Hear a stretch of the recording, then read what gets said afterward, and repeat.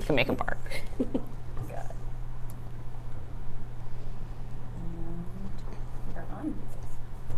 Hi everyone, welcome to our live programming again. I'm very excited because I have a guest here.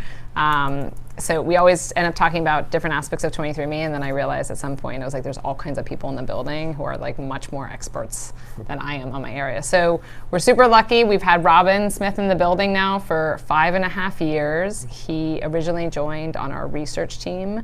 He's a PhD in neuroscience and a postdoc in genetics. And Robin just loved the Ancestry product, and he then ended up taking over the Ancestry product, and it has flourished under his leadership. So we're really lucky to have Robin here. And so I'm going to answer some of the general questions, but for all you who want to ask more specific questions, I am very grateful to be able to turn those over to Robin. And so we'll start. Re-saying that because it was not live. Oh my God! Facebook. Okay, ready, set. What did I say? Research. And you're on. But you started on, that's right. Hi, everyone. It's Anne Wojcicki. Welcome to the live 23andMe show. Super excited to have here Robin, who is on the product team and leading up our Ancestry product. Robin originally joined writing a bunch of our reports. He has a PhD in neuroscience and a postdoc in genetics.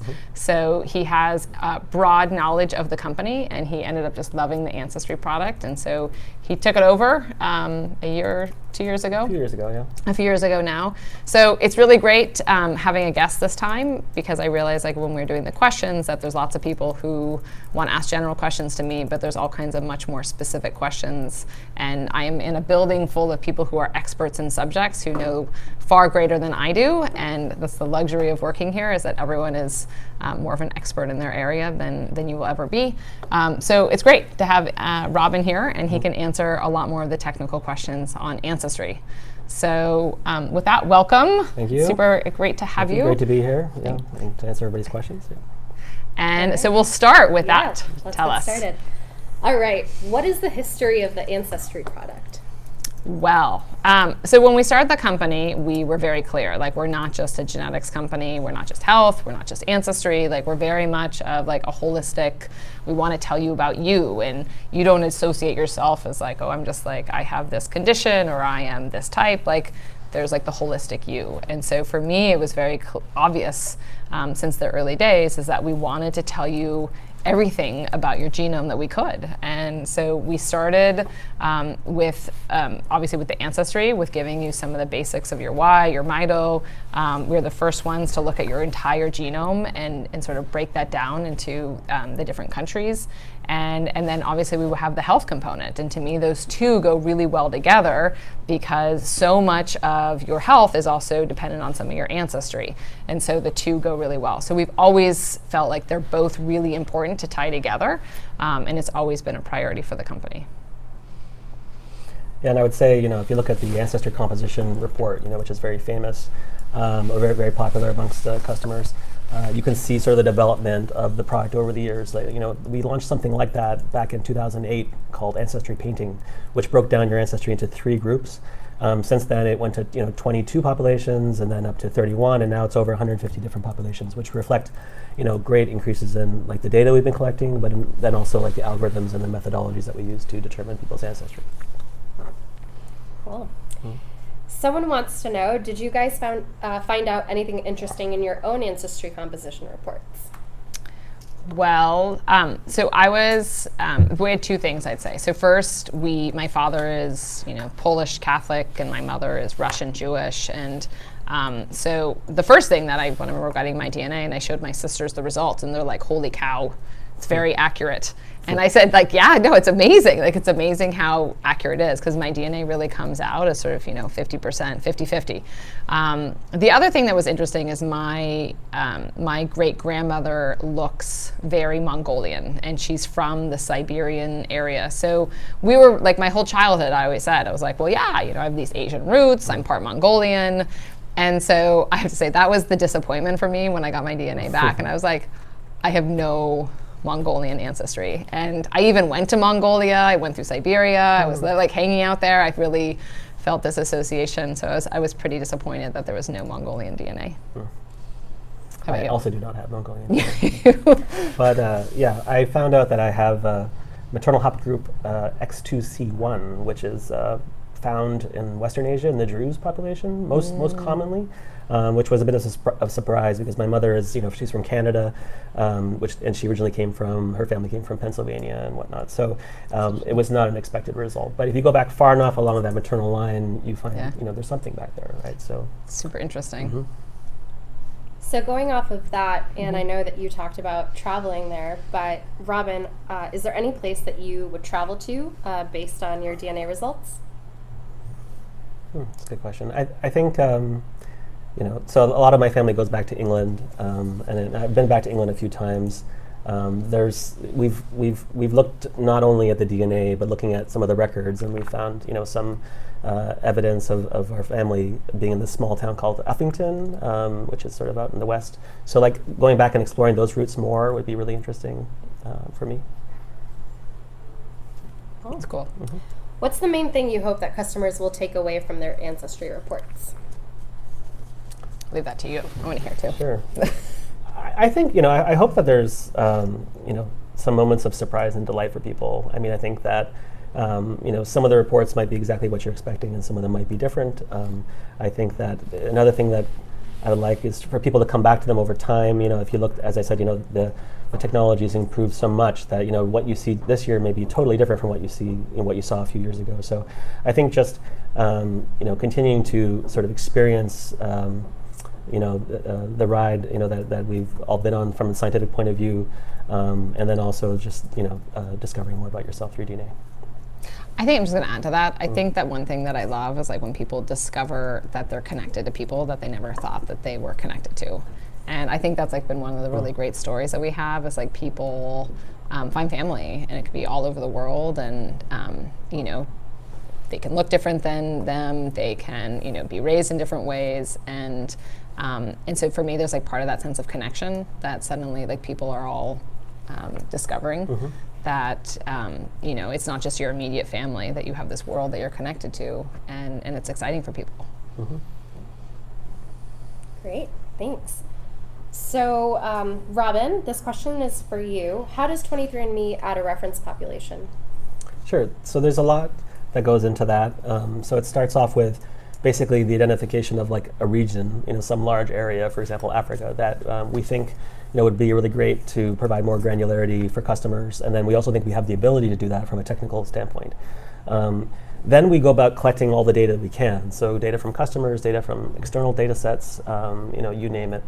And then there's a process of training, of trying to figure out like, what are the different groups that exist within that population, and then sort of assigning those groups one by one, and training an algorithm in order to actually predict: is this piece of DNA that you have look more like this group or look more like that group? And then we do a process called validation. So we test our algorithm that we've developed to make sure that it actually does a good job. And then there's sort of the front end piece of it, like the trying to work this new population into the design of the report, and coming up with labels that make sense to people, and also describe the populations. So there's a lot of content that has to go into it, and then we are able to release it. And so one of the things we did, an example of where we've done that was with the big Africa and East Asia update that happened a few months ago. So we expanded the number of populations we had in Africa by many fold, and also increased it in East Asia as well. Cool. And which Ancestry report is your favorite? Mine? Go ahead. Go. My question. Yeah, okay. Ancestry composition. I love it. I just think it's like, I also love seeing other people's ancestry compositions because like, again, to me that's like, it's one of the fascinating mysteries of the world. Like you can look a certain way, but your DNA looks different than necessarily how you always look. And so to me, that's where you get almost the biggest surprise. And I think it's beautiful. I also love the painted chromosomes. I do love that one too. I always want to do more work on that. But I think ancestry composition is amazing. I think it's just like an amazing product. I'm in the same boat. Yeah. I'd like to say haplogroups have a soft spot in my heart for them, but yeah, ancestry composition is really, there's so much packed into that. So. Okay, so what is a haplogroup? Sure. So Haplogroup is kind of like, it's an assignment that we give you, sort of like a grouping that you get based on having combinations of genetic variants in one of two places. So one would be a Y chromosome if you're a male, and the other would be mitochondria. So everybody has mitochondria. So that assignment is, so you get one of, I don't know, there's a couple thousand of them based on these particular combinations of variants. And so why is that important? Well, that combination can actually be used to trace your ancient ancestors. Like for example, in my case with X2C1, that particular haplogroup comes from Western Asia, but other haplogroups might come from other parts of the world. Great. Anne, have you heard of any great stories about how customers are utilizing or interpreting their ancestry reports? You just mentioned it's your favorite report. Well, I think all kinds. I mean, I think that one of the things that we, again, we sought, when we started the company, we really sought this idea that we're going to tell you and engage you in your genome, that it's like all about, the exploration of your own genome. And I think one of the cultural elements that's come out of it is sort of like this redefinition of identity and race. And, we actually had some discussions in-house today with two academic professors about like really how is genetic testing redefining race and what is race. And I've been really surprised at like how many people are, like it's a very meaningful change for them when they actually get their genetic information and that sense of identity, and how much it can give people a sense of identity and a connection to a population, or help people like then broaden it and saying like, wow, I'm connected to all these different populations. So for me, it's actually one of the things that I love the most is these stories about sort of like how we're changing the discussion about race and how we're changing that sense of identity. Okay. Robin, what is the difference between a reference population and a recent ancestor location? So if you look at your ancestor composition report, there's like two different types of results. There's, your percentages, and then there's these other types of results that are like a country or a territory that appear underneath them. So those are two different types of result that are calculated with different algorithms. And one key distinction between them is that the percentages are looking at a time scale that's more like 500 years, whereas these recent ancestor locations, these the countries and territories underneath the percentages, they're looking more in like the 100 to 200 year time frame. So one is an evidence of very recent ancestry, and one is more further back. Cool, thank you. So Todd from Instagram wants to know, what do you think could account for the differences in results seen between 23andMe and other services? Yeah, I think the two main things are the reference data sets. So we both have, the different companies have stockpiled, created different collections that they use to determine ancestry. And then there's also an algorithmic piece as well. So we use different algorithms for everybody else. One of the key distinctions between our product and other products is that we've used local ancestry. So we look across your genome in little windows to figure out your ancestry composition, which has allowed us to make those nice chromosome paintings that we all like. So that's a big difference for us. And then there's a bunch of other details as well. Well, someone would like to know, Anne, this is for you. Do you have more or fewer Neanderthal variants than 23andMe customers? I just looked. I have 65, I'm in the 65th percentile. I have, I think, 266 variants. So I have slightly more than the population average, or at least among the people I'm sharing with. So I don't know what, I'm slightly more Neanderthal. Than me, yeah. Oh, how many do you have? 250 something. Oh, okay, so it's just a little bit more. So what does that mean about my me? My mother's like 300 and something. So I didn't wow. get that. Oh, she's interesting. Yeah, I averaged out between the two parents. So. Oh, you really did. People do ask me all the time, so like, what does that mean? So I'll leave that to you, Robin. What does that mean? Yeah, I mean, I don't know if it means a lot. I think it's something more fun to think about. I think, when we think about the Neanderthal feature, it was originally like a lab, like kind of like a fun scientific exploration, and customers just really liked it, so we turned it into a report.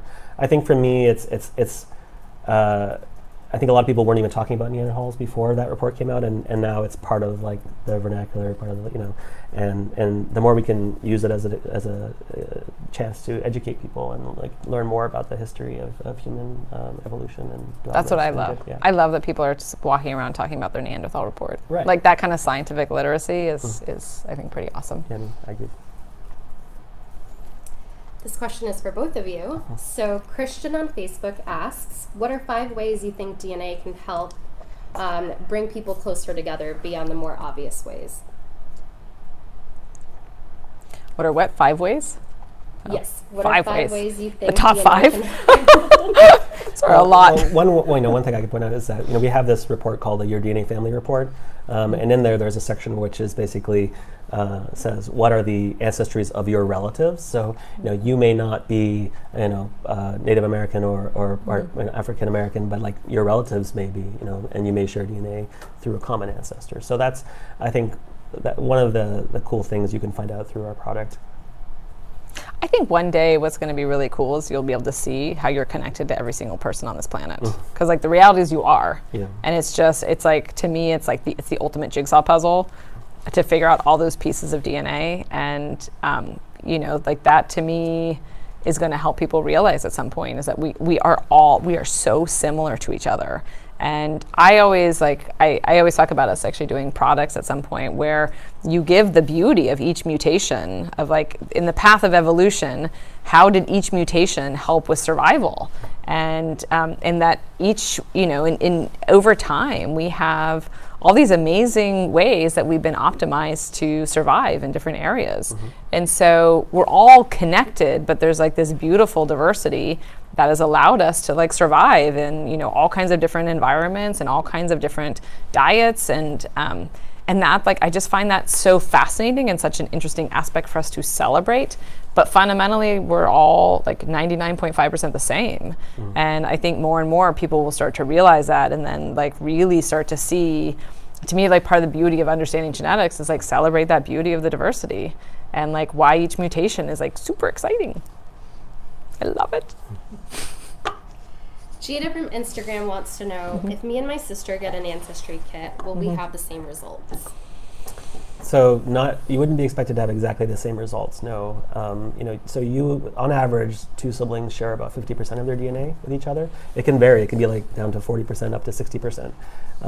But basically there's 50% of your DNA that you didn't get from your parents, right? And your sibling could have got that. So depending on your background, your results could be quite different on the Ancestry composition report. For the most part, you should all have the same relatives. You should also have the same mitochondrial DNA, so therefore you'd have the same maternal haplogroup. But you will see some differences. And it is fun. It's fun to be a little competitive. Like I'm closer to one sister than the other. Right. You will be different amounts Neanderthal And this is for you. Okay. Christine would like to know, have you ever cooked based on your ancestry? Ever cooked on, so one, that would assume that I've cooked. So I'm amazing at like eating blocks of cheese. I can totally, Mongolian cheese is the one thing I took away from Mongolia, where I was like, okay, I'm not made to eat mutton, and I'm not made to eat this like hard cheese. Those are definitely not foods for me. It's actually an interesting point, is like I really was grateful after being there. Like, wow, I really never want to eat this food again. No, I mean, I actually thought about that more and more as, based on our ancestry, like I do have an irrational love for beets. So when I was in college, I would just buy, people found this so disturbing, I would just buy cans of beets and just eat them straight out of the can. So that does go with my Polish roots and my Russian roots. So again, I don't tend to cook, but I do love beets. How about you, Robin? I can't say that I have, no. I'm not I mean, I was not someone who found a great deal of surprise at my results. I kind of got more of a confirmation than anything, so. But maybe I should try some. Like, yeah, you guys should get together and try salted something cod for or something. Thanksgiving. Thanksgiving's a whole other disaster for my family. Let's see if I'm trying to master the turkey. It's not going well. June on Facebook has a question about our Native American reference population. So how accurate is this information, and can it pinpoint an area or a tribe? So, so the information that we have, I mean, I guess I would say our Native American reference population is not very big at present. It's I don't have the exact number, but it's on the order of a few dozen individuals, and mostly, they come from South America, not North America. So there are, we'd obviously like to improve that, our ability to call Native American ancestry, over time. But that said, I mean, we have noticed that reference data set has been quite effective, even for northern American populations. So as for pinpointing tribes and whatnot, we don't currently have that ability. It's something that I think we wanted to do. I mean, I don't think it would be tribes so much as, sort of more like geography, but that's something we've been wanting to work on for a long time. So I think, we would, it's definitely a goal for us. Great. That being said, can you talk a little bit about why results change over time? Sure. I mean, as I mentioned earlier, we've just gotten better on the data side and also on the algorithm side, and so we want to deliver to our customers the best possible product we can. And that means like we're updating it literally every day, and it's getting better and better and better. So that means that over time, results do get more refined, and they are expected to change. I think we think of it in terms of sort of like a living analysis, for you to continue to experience with us over time.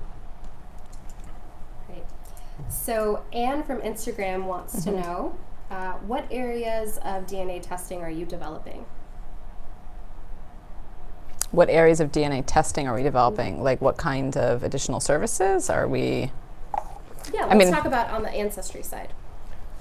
So, definitely more granularity, more specificity. So we broke out Africa and East Asia this year. I think we would like to do a lot of other refinements, Europe, other parts of Asia, and Native American would be great. I think that's one side of things, and there's also DNA relatives.